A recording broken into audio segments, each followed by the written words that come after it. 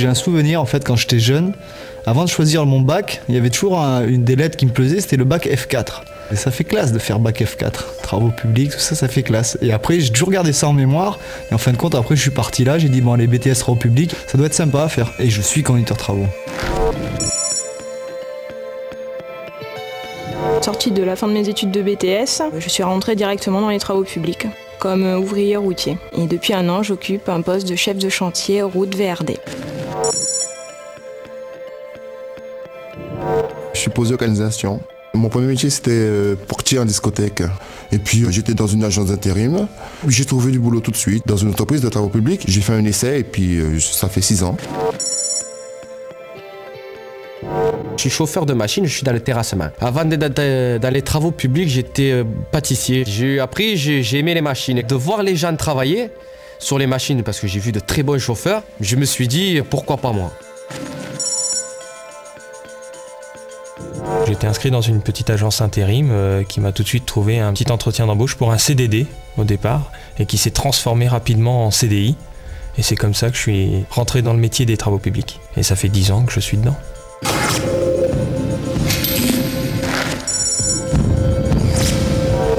C'est vrai, quand vous passez sur la voie rapide, sur l'autoroute, tu vois un corps en train de charger, tu dis, bon, ben, ça va, ça a l'air simple. Mais quand vous êtes à l'intérieur de la machine, le doigté, la précision est très importante. C'est comme quand vous montez au volant de votre voiture, vous conduisez pas pour vous, vous conduisez pour les autres. Vous êtes prudent pour les autres. Toute la sensation, c'est dans 2 manettes que vous avez à la main et vous travaillez. Parce que c'est pas de tout de planter le godet, de faire un trou, on n'est pas dans un cimetière. Hein. C'est un 3e membre, c'est un peu des joysticks, quoi. Sauf que là, il n'y a jamais écrit game over. Hein. Quelqu'un qui sait travailler avec, je trouve ça vraiment beau. Je suis toujours content de passer sur un chantier que j'ai fait, un gros chantier. Après 6 mois après, on repasse, je peux dire que moi j'ai bossé là et puis je suis fier. C'est pas tout le monde qui va à 7 mètres de profondeur.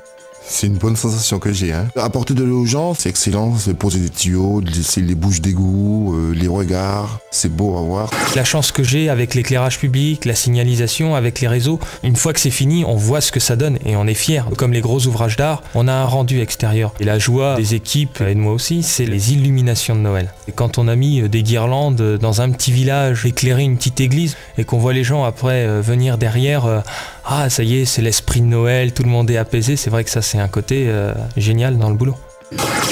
La plus grande fierté, c'est d'avoir travaillé avec des gars, avoir réussi à sortir un projet. On essaie de régler les problèmes, s'adapter pour pas arrêter le chantier, pour que les gars aient du travail, pour que ça avance. Tous les jours ça change, motiver les troupes, faire avancer les gens. C'est de la logique, c'est un jeu en fait. Des fois par rapport à nous-mêmes, on se lance des défis. Cette fois-ci, je l'ai fait sur tel chantier, j'ai fait ça, mais là je vais essayer de faire un peu mieux ou je vais donner un peu plus. Mon chef arrive, me pose un dossier sur le bureau, il me dit voilà ta mission, hop, c'est 6 mois, on essaye de faire en 5 mois, oui ou non? Ok, j'essaye de faire ça en 5 mois. C'est un défi, c'est une mission impossible, toujours être sur le fil. Ça me fait penser donc à la série, hein. Le mec il arrive, il prend les photos, à chaque fois on le voit là, il jette sur la table, lui non, lui oui, lui non, mais moi c'est pareil quoi, j'en se fais notre propre équipe, avec monsieur Phelps qui est moi, et puis on y va.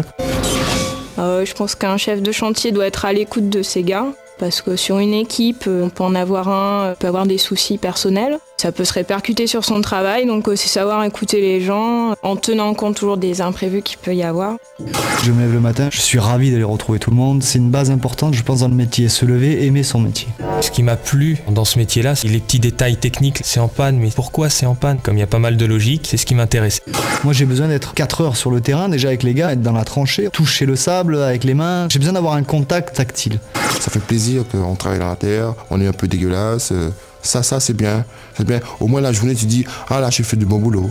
Qu'on le veuille ou pas, quand on est dehors, même si on travaille ou quoi, on est à liberté. Moi, personnellement, je me verrais mal dans un bureau, être assis toute la journée à taper sur l'ordinateur. Bon, ça plaît à des gens, il en faut, heureusement. Pas moi. Hein. La plus grande fierté, c'est d'avoir travaillé avec des gars, avoir réussi à sortir un projet. Et justement, après, partir sur notre chantier, voir ces gars encore évoluer. J'ai eu la chance pendant 10 ans d'évoluer dans le métier. Donc j'ai vu tous les aspects du métier des réseaux. Dans le travail public, il y a toujours quelque chose à apprendre. Et puis un petit jeune qui veut venir, s'il est vraiment motivé, il arrive. J'ai appris sur le tas, c'est par les anciens. Moi, j'étais à l'écoute des anciens. J'ai été placé sur la machine avec un tuteur. C'est lui qui m'a tout appris, c'est votre père spirituel. En fait, avec les anciens, ça se passe très très bien. Ils ont même ce côté un peu protecteur, papa poule. Ils me donnent plein de bons conseils. Ils m'ont mis tout de suite à l'aise. J'ai toujours aimé avoir la communication avec les différents gars, que ce soit du manœuvre jusqu'au chef de chantier, discuter des différentes solutions, chacun expose sa solution, On voit la meilleure et c'est moi qui tranche, on va dire bon on va faire ça. Mais ça veut pas dire que ce sera toujours le chef de chantier qui a raison. Le plus souvent malheureusement c'est le manœuvre. Cette culture elle a toujours existé et la chance qu'on a c'est qu'elle existe encore toujours. Même si la pyramide des âges s'est rajeunie, la façon de voir les choses est différente puisqu'on demande plus de rentabilité. Ce qui met du piquant, c'est qu'il y a toujours un imprévu.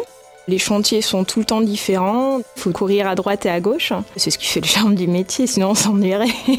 Dès que je peux monter sur un engin, j'essaye.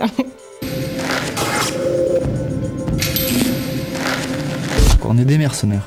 C'est ça en fait le petit plaisir, se dire là on va arriver à faire ça, on est des vrais mercenaires, on y va à fond, ça vas-y.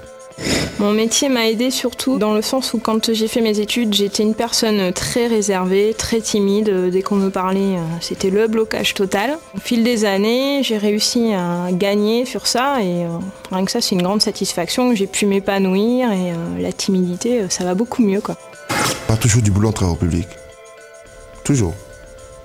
Il y aura toujours quelque chose qui se construit, des bâtiments, des routes, des autoroutes. Vous imaginez un jour on arrête des travaux publics? Comment on fait? C'est pas vous qui allez prendre le sac, le ciment et allez dire, je vais faire mon morceau de route.